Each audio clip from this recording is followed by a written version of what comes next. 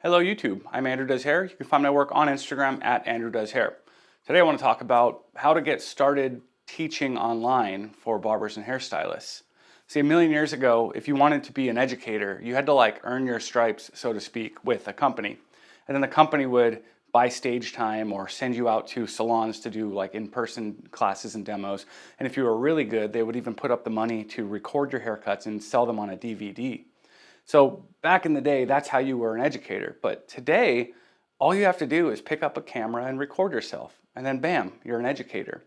Now, there are a lot of people who are kind of opposed to this. They think there's oh, everyone's an educator now. And they think it kind of dilutes the purity of real education. But I happen to fall into a camp where I think if you have a unique perspective on something that has worked for you, I feel like it's a disservice to not share that with people. I think the more people that grab a camera and share what they know, the better.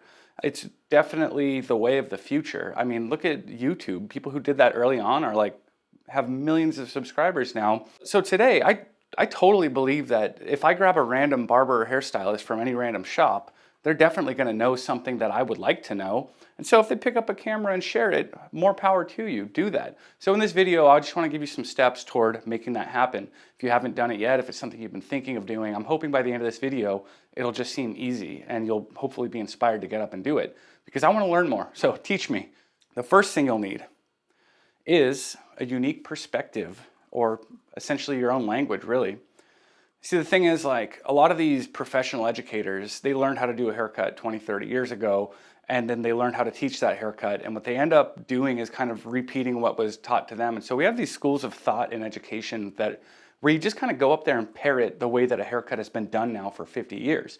And what's definitely been happening since the age now of independent educators just coming out of everywhere is there are people now talking about haircuts in different ways, using different languages. They're not just saying elevate 45 degrees, cut it like the way that they were taught. They're putting into their own words. And the thing is, now that everyone can be an educator, the way you're going to stand out, one would be by just being really, really profoundly good. You could stand out just by being really pretty and charismatic. Those two things work, but really what works is to be different. Find unique ways to share your perspective on what you're teaching, and that's really what sticks and kind of blows up these days because everybody's seen a guy on stage go, okay, diagonal back parting, elevate 45 degrees, establish a guide. We all know how haircutting is taught, but if you can find a way to teach something without using the traditional classic methods that have been used since the 1960s, then you're going to get ahead. That's just how the scene is operating these days. You got to find your own way to talk and your own way to say things.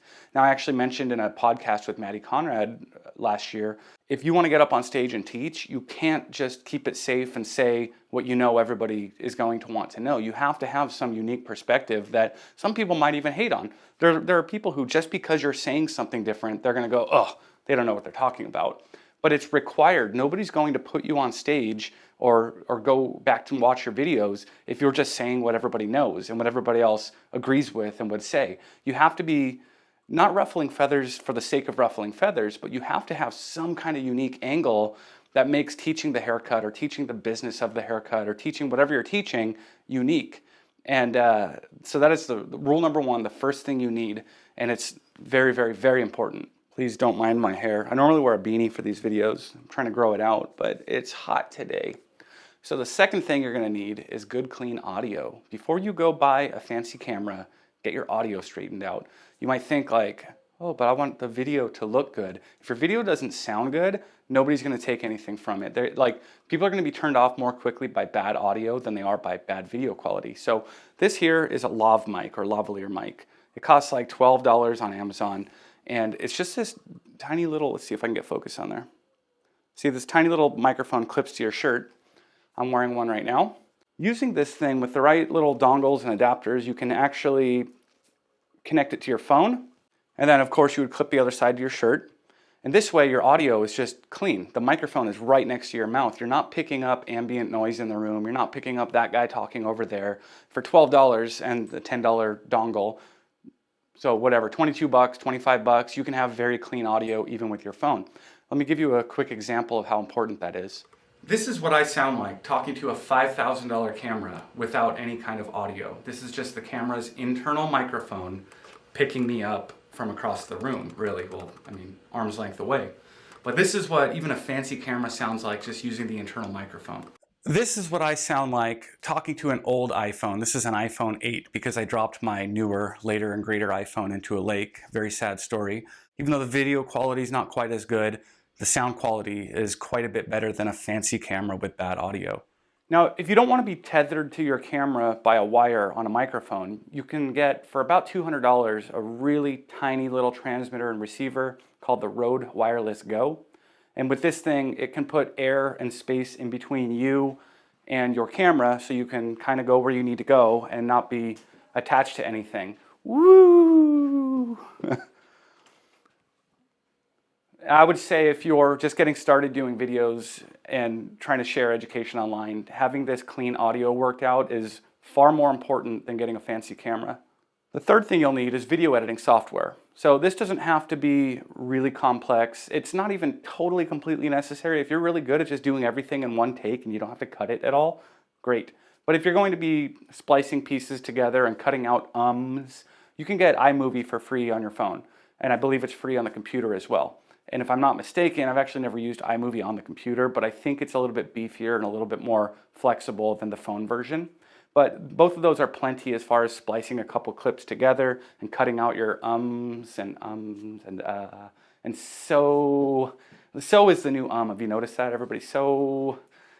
And I cut a lot of these out of my own videos. And so with video editing software, you can just kind of crunch everything up and make it all simpler and easier. And those two programs, or iMovie for the phone or for the computer, are just super simple, cheap, free, probably free if I'm not mistaken. If you wanted to get a little bit fancier with your editing, you could get like Final Cut Pro or Adobe Premiere, but these are, now we're going to spend hundreds of dollars on programs, and you really don't need those until you're editing multiple camera angles together at the same time, or until you're pushing colors around in the video and trying to edit colors. Like once you get to that level, then you can start looking at fancy, expensive software. But iMovie should be plenty for just splicing together vlog videos or haircut videos very simply. The fourth thing you might want to get, if you're still following this far, is a camera with a flippy screen and focus tracking. So I wanted to put the camera way down the list here because it's actually one of the less important aspects of doing all of this. If you just have a phone and good content and good audio, you can do everything you need to do. But if you are going to invest in a fancy camera, you want to make sure you're getting the features that you need and hopefully, ideally, not paying for features you don't need. So in most Canon cameras, they do offer this screen that flips around here. I'm actually looking at myself in one right now.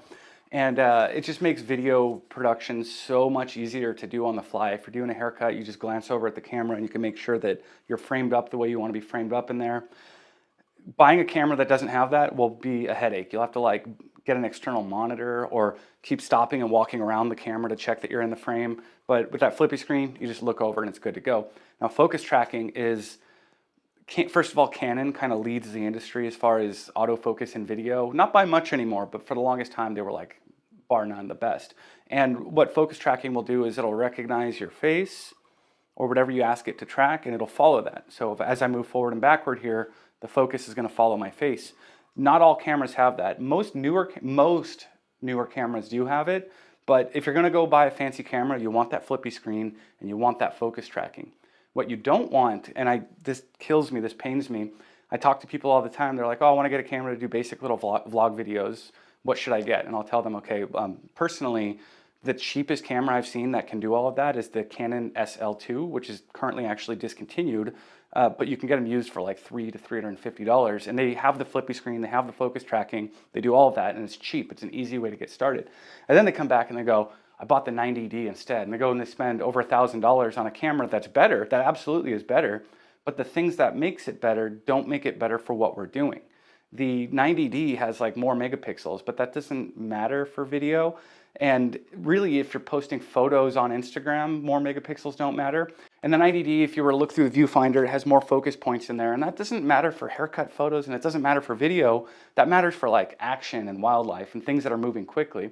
And then, you know, the 90D has faster recording rates and burst rates and all of this, and that doesn't matter either. We'll get more into that in a minute. But if you're going to buy a more expensive camera because it has more features, make sure you're buying features that matter. Get the flippy screen, get focus tracking, and if you do want to spend money on something upgraded beyond that, look at the Canon EOS RP. That's actually like my daily driver here because it has all that fun little bells and whistles features, makes things easy, but it also has what's called a full frame sensor.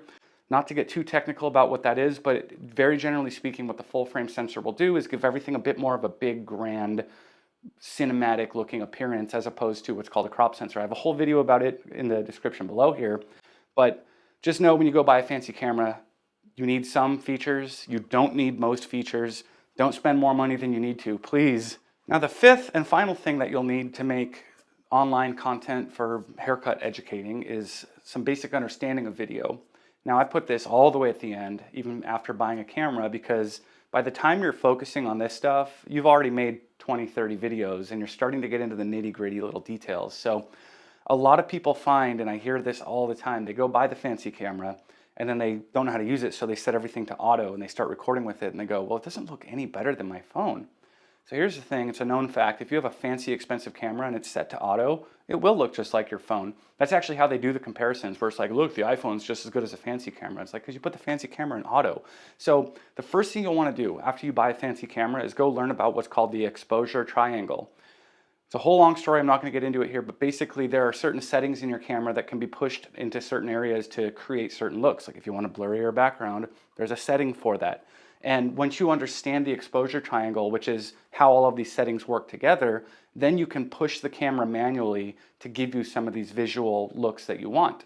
So the very first thing you do is you go learn about the exposure triangle. And there's probably hundreds of videos about it on YouTube. Watch 5 of them, take notes.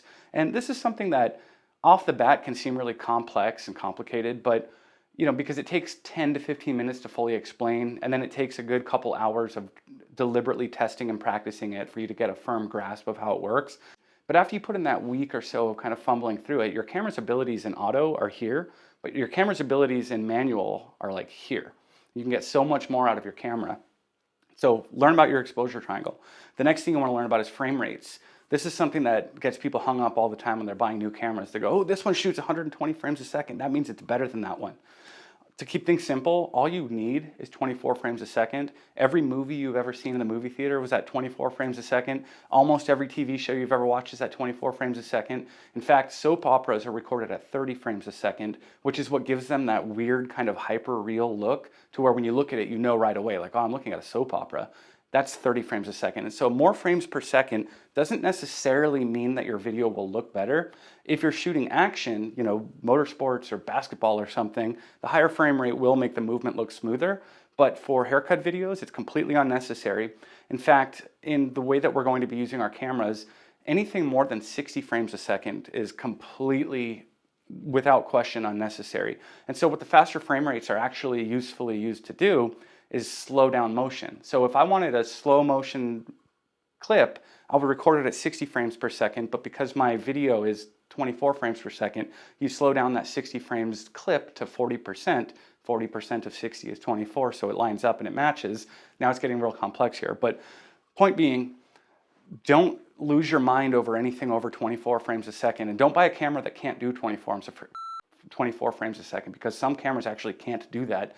And so that's all you need to know about frame rates, but learn about that. So once you know your exposure triangle and once you know about frame rates, then you'll want to know about the 180-degree shutter rule is what they call it. And essentially what that is a number that you have to use in your settings that keeps your motion looking proper. And now these are such minor, nerdy, technical things that you really don't need to think about before you start all this. But I just wanted to mention it because as you get your message down and your curriculum worked out and you have your unique perspective and then you've got your audio all set up and clean and then you go out and you buy your fancy camera because it has a flippy screen and focus tracking, then you're going to start needing to worry about this stuff. And so I don't want you to get like 3 or 4 points down the list and then feel stuck because your video looks glitchy because you're not using the right frame rate.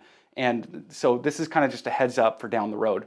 Anyways, I hope this video has been helpful for anybody who wants to teach hair online or teach anything online, really. These are just kind of the beginner stepping stones to get going with creating videos like I do here. and it doesn't have to cost a lot of money, and it doesn't have to be super technical.